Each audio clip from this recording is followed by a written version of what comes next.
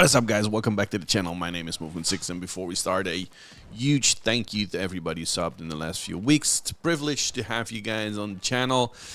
If you're new, drop a like, subscribe, those notification buttons, and help a brother out.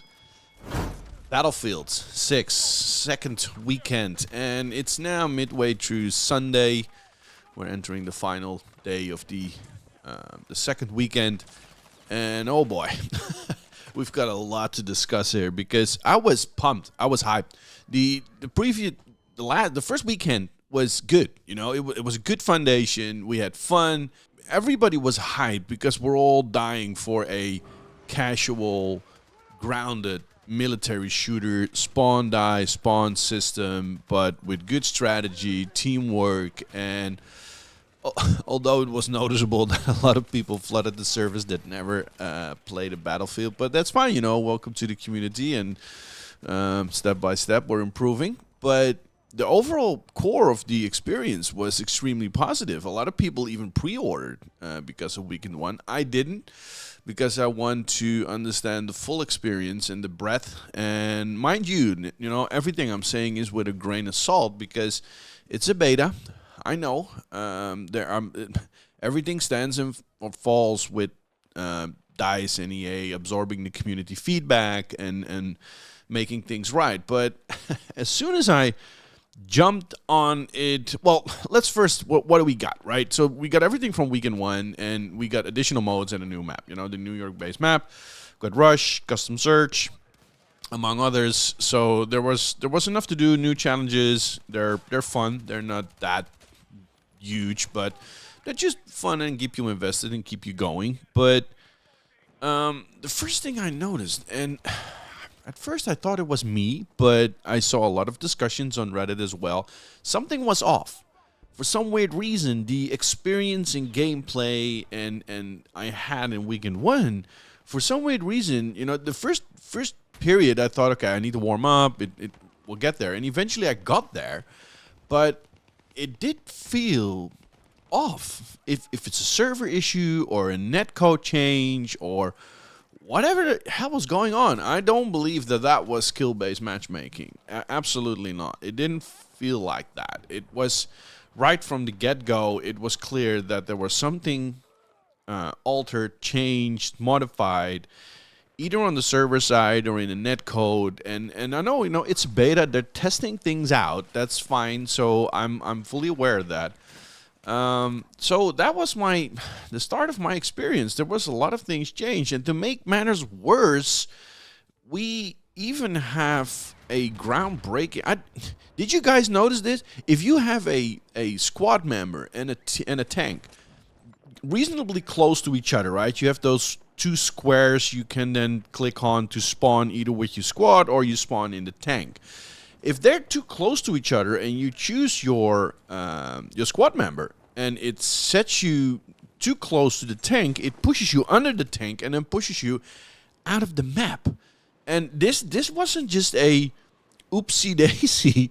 This was something that happened to me quite a lot. There were tank battles and there were engineers surrounding, also in my squad member, so I then immediately spawned on the squad member to help the tank out because I'm an engineer as well, but it constantly pushed me out, so I needed to find different routes there. So on top of that, custom search, it's fun, I guess, and it's good because it gives you a variety of modes you're constantly being switched between, but it only pushes me into the smaller map size 12v12 rush type of things, which I like as a change of pace, but I want to play Battlefield.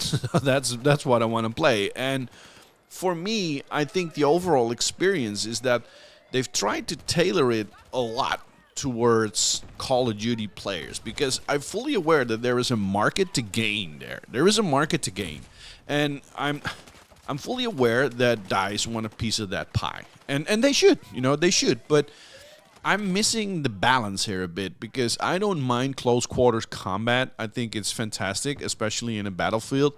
But if you're focusing too much on that, especially also in a beta, then I think a lot of hardcore Battlefield players. I'm not a hardcore Battlefield player, but when I play Battlefield, I want to play the Battlefield experience, right? Huge environments, jets, tanks, helicopters. That's what I want to see. So I've missed that for the majority of the weekend one and weekend two, and with the new modes and the custom search pushing me towards those 12v12 smaller size team deathmatch type of modes, then I'm a bit lost and confused on what they actually want to reach, right? And let's jump into that rush. I was really excited for Rush because that's a mode where you go push further on a bigger map, but they tailored it in a 12v12, and eventually it was so defender savvy that defenders holding the A is or well the flag or whatever the point, then it's pretty hard on some maps to really gain advantage. And I missed the rush. It's more stall. It's not rush. It was stall because there were some instances that it actually stalled like hell. We're not gaining any ground. We're not pushing further, and they couldn't push us back. So there was just, well, okay, it didn't really felt like rush that I'm used to with Battlefield. So it's really tailored to Call of Duty in this, and I do hope they're going to change that in the final release, or even make a combination of smaller sized and also bigger sized. It's just 12v12 that I got. And the funny thing is if I'm looking at the first weekend, then I'm giving it a solid 8 out of 10. And I know it wasn't flawless, but the foundation was so good and sweet but they dropped to 6.5 out of 10 for this weekend, 7-ish sometimes, but overall I would give it a 6.5, which is weird because I why not keep that momentum going, but add some more Battlefield to it to also please that side, because one weekend you focused on the smaller size maps, and now we're here. The funny thing is the foundation is still there. Everybody sees it, and I think they've got a huge opportunity to really make a difference in terms of gameplay, the market, grounded, military shooter, giving a Battlefield feel. Nobody minds some close quarters combat like Call of Duty, maybe even with some modes. Do it because there is a market to gain, and why not gain that market? I would say so. There is a huge foundation set to really make a mark this year, and I think a lot of people want to switch from COD to Battlefield, but this weekend didn't really continue that positive note.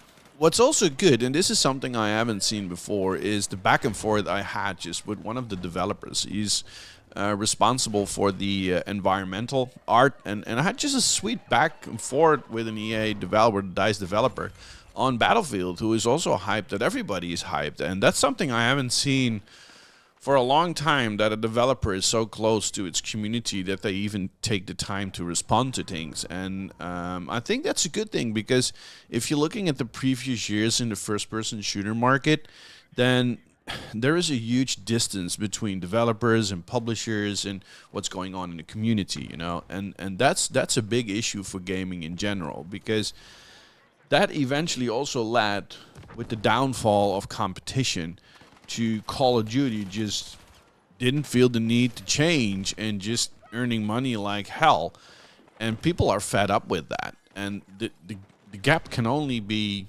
well, you can only make it disappear if you're close to the community, listen to the community. You don't have to do everything the community says. You have a philosophy in your game, but eventually it's very clear what the market wants and where it needs to go. And from my perspective, this second weekend until now hasn't really extended that feeling of the weekend one. And I already saw some complaints of people online about their pre-order. That's why I always say don't pre-order.